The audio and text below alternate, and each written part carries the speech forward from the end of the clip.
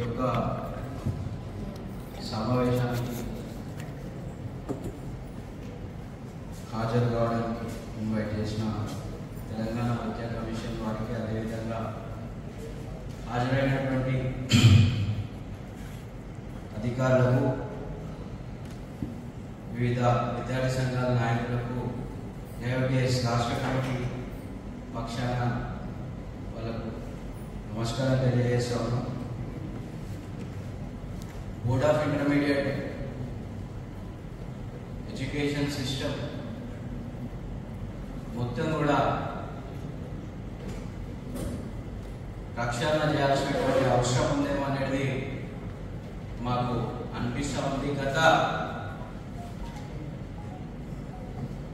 10 సంవత్సరాల్లో విద్యార్థి ఉద్యమాల్లో ఉంటే 2014 తర్వాత వచ్చినటువంటి ప్రైవేట్ కాలేజీలు, గతంలో ఎప్పుడు కూడా ఇన్నిగానో ప్రైవేట్ కాలేజీలు లేవు.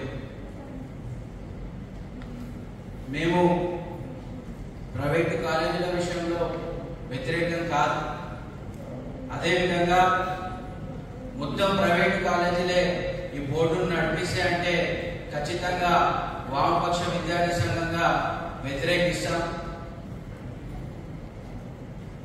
ఒక్కసారి మనం పట్టున మా దగ్గరకు వచ్చినటువంటి పిల్లలకి ఏ స్కూల్లో ఏ కాలేజీలో చదివించాలి, మా పిల్లల్ని 10th అయిపోయింది అని అంటే మాకు చెప్పుకోవడానికి ఖచ్చితమైనటువంటి ఒక ప్రభుత్వ బోర్డ్ ఆఫ్ ఇంటర్మీడియట్ కాలేజీలు మండలాల వారీగా కానీ పట్టణాల వారీగా కానీ ఒక్కటి కూడా గుర్తురానటువంటి పరిస్థితి ఉంది అని అంటే ఇది ఖచ్చితంగా ప్రభుత్వం బోర్డ్ ఆఫ్ ఇంటర్మీడియట్ ఫెయిల్యూర్ అని మేము మా సంఘంగా భావించడం అనేది జరుగుతూ ఉంది.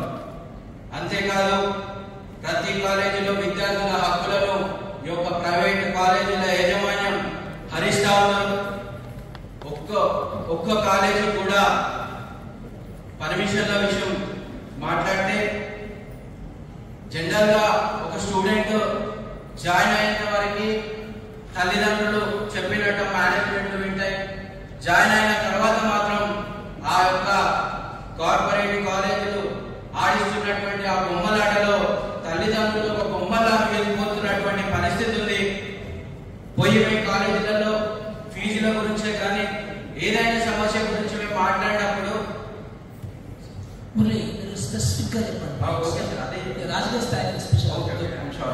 సో మేము అధ్యయనం చేసింది సార్, ముఖ్యంగా ఐఐటి జేఈఈ మెయిన్స్ పెట్టుకుని పిల్లల్ని పొద్దున్న నుంచి సెమీ హాస్టల్ పెట్టుకుని 8 గంటల దాకా వాళ్ళకి ఎలాంటి బ్రేక్స్ అంటే ఒక 45 మినిట్స్ మొత్తం ఆ 8 గంటల 10-12 గంటల వ్యవధిలో 45 నుంచి గంటన్నర మాత్రమే వాళ్ళ బ్రేక్స్ ఇవ్వడంతో పిల్లలు చాలా స్ట్రెస్ గా ఫీల్ అవుతున్నారు. అదేవిధంగా రెసిడెన్షియల్ హాస్టల్స్ లో ఉన్నటువంటి పిల్లలకు 6:30కు లేపి రాత్రి 10:30 వరకు చదువు అని చెప్పి ఈ చదువుల చక్రంలో పడేయడం వల్ల పిల్లలు ఇవాళ గత సంవత్సరం 59 మంది విద్యార్థులు చనిపోతున్నారు. వీటి విషయంలో మేము సంబంధించిన డిఐఓలో కానీ బోర్డ్ ఆఫ్ ఇంటర్మీడియట్ కానీ అనేక మార్లు కంప్లైంట్ చేయడం జరిగింది. వీళ్ళు పట్టించుకోరు. అదేవిధంగా మాదాపూర్ మరియు మియాపూర్, బాజ్పల్లి, నిజాంపేట్ ప్రాంతంలో దాదాపు 200 అక్రమ కాలేజీలు నడుస్తా ఉన్నాయి. మాదాపూర్ కు సంబంధించి ఇక్కడే ఉన్నటువంటి డిఐఓ వెంకయ్యనాయుడు గారికి అనేక మార్లు కంప్లైంట్ చేస్తే ఆయన ఒక్కసారి కూడా వచ్చి ఇన్స్పెక్షన్ చేయలేదు. ఒక్కదాన్ని కూడా కనీసం వాటిని సీజ్ చేయడం కనీసం ఇన్స్పెక్షన్ కూడా చేయలేనటువంటి పరిస్థితి మేమైతే చూడలేదు. ఏ పేపర్లో కానీ ఏ మీడియాలో కానీ చూడలేము. అదేవిధంగా మేము ఎప్పుడైనా ఆ యొక్క యాజమాన్యాల దగ్గరికి వెళ్తే నేను ఒక సంవత్సరం మీద కంప్లైంట్ ఇచ్చిన సార్. కంప్లైంట్ ఇచ్చి ఆ యొక్క ఫోటో వారికి పంపించడం అనేది జరిగింది. నేను మీకు కంప్లైంట్ ఇచ్చినా మీరు ఇక్కడ లేరు, ఇదిగో అని చెప్పి పంపించడం జరిగింది సార్. యథావిధిగా నేను మా కామ్రేడ్ అందరం కలిసి దిగినటువంటి ఫోటో ఆ యొక్క యాజమాన్యం దగ్గరికి చేరుతుంది. వాళ్ళు ఏమంటారంటే సార్, మీరు ఇచ్చిన కంప్లైంట్లు ఆ యొక్క అధికారులకు ఏమిటి చెక్కులు అన్నారు సార్, సో మేము ఒకటేసారి రిక్వెస్ట్ చేసేది, అధికారులకు ఎంతో కష్టపడితే కానీ ఈ సేవ చేసేటువంటి అవకాశం రాదు. కాబట్టి ఈ పేద పిల్లల కోసం, మధ్యతరగతి పిల్లల కోసం వారందరూ కూడా కృషి చేయాలనేది మేము రిక్వెస్ట్ చేస్తా ఉన్నాం. అలెన్ అనేటువంటి ఒక సంస్థ 33,000 రూపాయలు ఒక విద్యార్థికి టెక్స్ట్ బుక్స్ కి తీసుకుంటుంది సార్. 36,000 రూపాయలు తీసుకుంటుంది. ఒక కాలేజీలో ఫీజు సగటు డే స్కాలర్ కి 35,000 నుంచి 1,50,000 వరకు ఫీజులు అనేది తీసుకోవడం అని జరుగుతుంది. అలెన్ సార్, అలెన్ అనేటువంటి సంస్థకు అసలు పర్మిషన్ లేదు సార్. వాళ్ళు మెట్రో మీద యాడ్స్ ఇచ్చుకుంటా ఉన్నారు, మెట్రో మీద యాడ్స్ ఇచ్చుకుంటా ఉన్నారు. మొత్తం గవర్నమెంట్ కి సంబంధించినటువంటి ఈ యొక్క పిల్లర్స్ కార్లో అని బస్సులో వెహికల్ మీద వెళ్తుంటే ప్రతి పిల్లర్ మీద అలెన్ది కనిపిస్తుంది సార్. వాటి నేను ఒకసారి డిఐఓ గారిని అడిగితే వాళ్ళకి ప్రచారం చేసుకునే హక్కు లేదన్నాడు సార్. జిహెచ్ఎంసీ వాళ్ళని చెప్పి పీపీహెచ్ కదా సార్. ఇవాళ పేరెంట్స్ ఆ యొక్క ర్యాంకుల క్రమంలో పడి పిల్లలను అందులో వేస్తా ఉన్నారు. కాబట్టి మేము రిక్వెస్ట్ చేస్తున్నాం ఏంటంటే ఫిజిక్స్ వాళ్ళ కానీ అలెన్ కానీ లేదా ఈ మధ్య వచ్చినటువంటి ఆకాష్ లాంటి సంస్థలు సార్, ఆకాష్ అండ్ వేదాంత్ అనేటువంటి ఒక అకాడమీ, 2 అకాడమీలు ఉన్నాయి సార్. ఈ అకాడమీలు ఏం చేస్తాయంటే మా ట్యూషన్స్ అని చెప్తారు సార్. కానీ వాళ్ళు దాదాపు మాదాపూర్, మియాపూర్, నిజాంపేట్ ప్రాంతాల్లో విజ్ఞాన్ అనేటువంటి కాలేజీతో టైఅప్ అయ్యి ఒక విద్యార్థి దగ్గర 1,30,000 రూపాయలు ట్యూషన్ ఫీజు, 70,000 రూపాయలు ఎందుకు అని అంటే విజ్ఞాన్కి కట్టాలని చెప్పి అదనంగా వసూలు చేస్తున్నారు. అంటే 2 లక్షల రూపాయలు ఒక ఇంటర్మీడియట్ ఫస్ట్ ఇయర్ చదువుకునేటువంటి విద్యార్థి దగ్గర వసూలు చేస్తున్నారు సార్. అదే కాకుండా ఎల్ఎన్ అనేటువంటి కాలేజీ 4,30,000 రూపాయలు ఫీజు వసూలు చేస్తుంది సార్ ఒక్క ఫస్ట్ ఇయర్ కి మాత్రమే. సో మేము రిక్వెస్ట్ చేసేది ఏంటంటే సార్, ఈ స్థాయిలో ఫీజులు వసూలు చేస్తే భావి తరాలకి బోర్డ్ ఆఫ్ మీన్స్ అంటే ఇంటర్మీడియట్ ఎడ్యుకేషన్ ని మనం పేద పిల్లలకు ఇవ్వలేనటువంటి పరిస్థితి ఉంటుంది సార్. వీటన్నిటికీ కారణం ఏంటంటే సార్, నువ్వు ఏ మండలాలు తీసుకున్నా ఎక్కడ తీసుకున్నా అని ఉన్నటువంటి బోర్డ్ ఆఫ్ ఇంటర్మీడియట్ కాలేజీలలో సరైన వసతులు లేవు సార్, ల్యాబ్స్ లేవు, కావాల్సినటువంటి ఫ్యాకల్టీ సరిగా లేరు.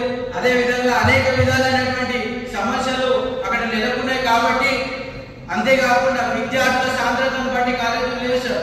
నేను ఉండేది షేలింగపల్లి మండల ప్రాంతం. మా దగ్గర ఉన్నటువంటి ఓటర్స్ 7 లక్షలు, దాదాపు 30,000-40,000 మంది విద్యార్థులు అక్కడనే చదువుతున్నారు సార్. కానీ అడుగుతున్నది ఒకటే ఇంటర్మీడియట్ కాలేజ్ సార్. సో అక్కడ ఇంటర్మీడియట్ కాలేజీలను పెంచాల్సినటువంటి అవసరం ఉంది. సో ఇలాంటి సమస్యలు ప్రధానంగా సార్ మాదాపూర్ ప్రాంతంలో దాదాపు 119 కాలేజీలు నడుస్తున్నాయి సార్. నారాయణకి 1-2 పర్మిషన్లు ఉన్నాయి, శ్రీ చైతన్యకి 2 పర్మిషన్లు ఉన్నాయి సార్.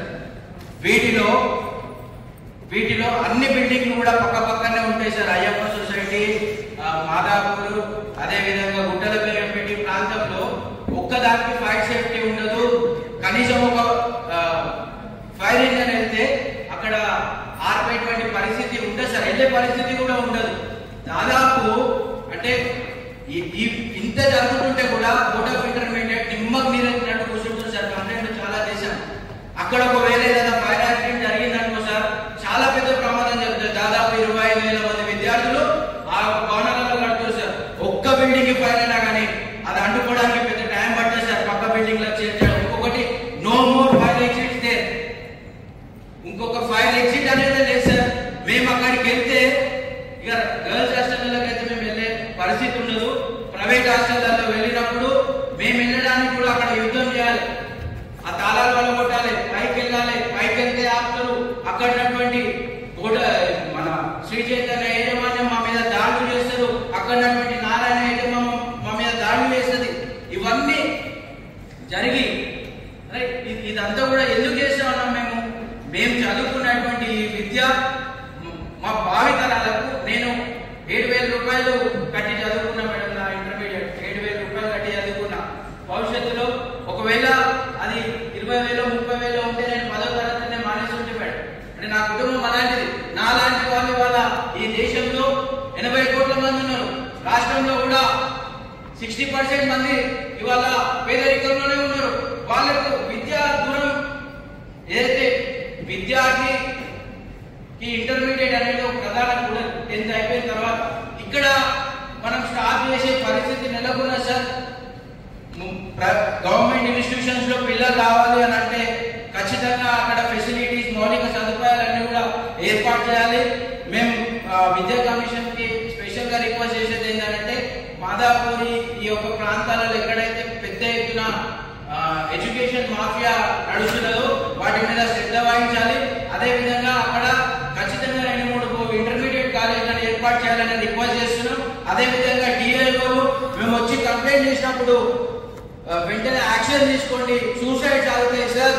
మొన్న సమ్మర్ లో దాదాపు 20-30 కాలేజీలు నేను పనిచేయించిన. 200 కాలేజీలు ఉన్నాయి సార్. అక్కడ 200 కాలేజీలు నేను పనిచేయాలంటే 1 సంవత్సరం పడుతుంది సార్. సో ఐఎమ్ రిక్వెస్టింగ్ ఈ సందర్భంగా భవిష్యత్తులో ఇంటర్మీడియట్ అధికారులు మా యొక్క అప్లికేషన్స్ ని తీసుకొని స్పందిస్తారని ఆశిస్తా ఉన్నాం. అదేవిధంగా ఈ యొక్క సమావేశంలో మాట్లాడడానికి అవకాశం ఇచ్చిన వారికి ప్రత్యేక ధన్యవాదాలు తెలుపుతూ నేను ఎవరన్నా